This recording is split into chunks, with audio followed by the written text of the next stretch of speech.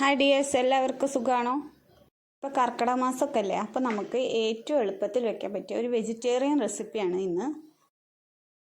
വെള്ളരിക്കയും ചക്കക്കുരു ഒക്കെ കണ്ട് ആരും ഒന്ന് അയ്യേ എന്ന് പറഞ്ഞു പോകണ്ട. ഇത് ഏറ്റവും എളുപ്പത്തിലും നല്ല ടേസ്റ്റിയായ ഒരു റെസിപ്പിയാണ്.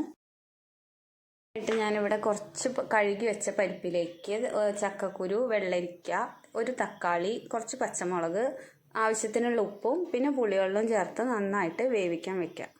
വീഡിയോ ആരെങ്കിലും സബ്സ്ക്രൈബ് ചെയ്യാതെ കാണുന്നവരാണെങ്കിൽ ഒന്ന് സബ്സ്ക്രൈബ് ചെയ്ത് സപ്പോർട്ട് ചെയ്യണേ. തൊട്ടടുത്തുള്ള ബെല്ലൈക്കൺ കൂടെ അമർത്താൻ മറക്കരുത്.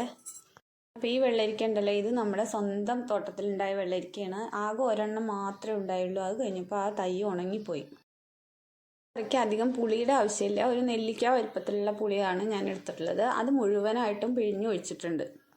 ഇതിപ്പോൾ ഒരു 2 വിസിൽ വരുമ്പോഴേക്കും ഇത് നന്നായിട്ട് വെന്ത് കിട്ടും. ഇനി നമുക്ക് മൂടി തുറന്നതിന് ശേഷം നന്നായി തിളപ്പിച്ച് അതിലേക്ക് കുറച്ച് കറിവേപ്പിലയും മല്ലിയിലയും കൂടി ഇട്ടതിന് ശേഷം വാങ്ങി വയ്ക്കാം.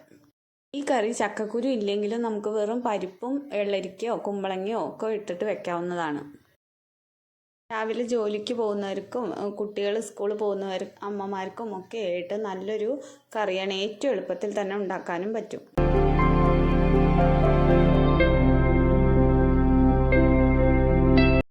ഇനി നമുക്ക് ഒരു ചീനച്ചട്ടി അടുപ്പത്ത് വെച്ചതിന് ശേഷം കുറച്ച് വെളിച്ചെണ്ണ ഒഴിച്ചു കൊടുക്കാം. അതിലേക്ക് ഒരു 10-20 ചുവന്നുള്ളി ചെറുതായി വട്ടത്തിലരിഞ്ഞത് ചേർത്ത് നന്നായിട്ട് ബ്രൗൺ കളർ ആവുന്നത് വരെ ഒന്ന് മൊരിയിച്ചെടുക്കാം.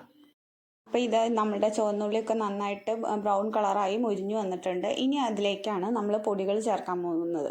ഇതുവരെ നമ്മൾ മഞ്ഞൾപ്പൊടി മാത്രമേ ചേർത്തിട്ടുള്ളൂ.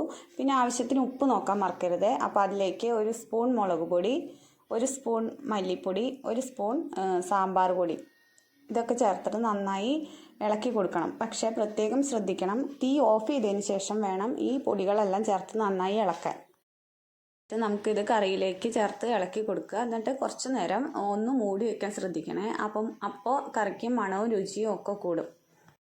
അപ്പോൾ ഇന്നത്തെ ഈ കുഞ്ഞു റെസിപ്പി എല്ലാവർക്കും ഇഷ്ടപ്പെട്ടെന്ന് വിശ്വസിക്കുന്നു. വീഡിയോ ഇഷ്ടപ്പെട്ടാൽ ലൈക്കും ഷെയറും സബ്സ്ക്രൈബും ചെയ്ത് സപ്പോർട്ട് ചെയ്യാൻ മറക്കരുത്. അപ്പോൾ ഈ കർക്കിടക മാസത്തിൽ ഏറ്റവും എളുപ്പത്തിൽ ഉണ്ടാക്കാൻ പറ്റിയ ഈ കറി ഒന്ന് ട്രൈ ചെയ്ത് എല്ലാവരും അഭിപ്രായം അറിയിക്കണേ.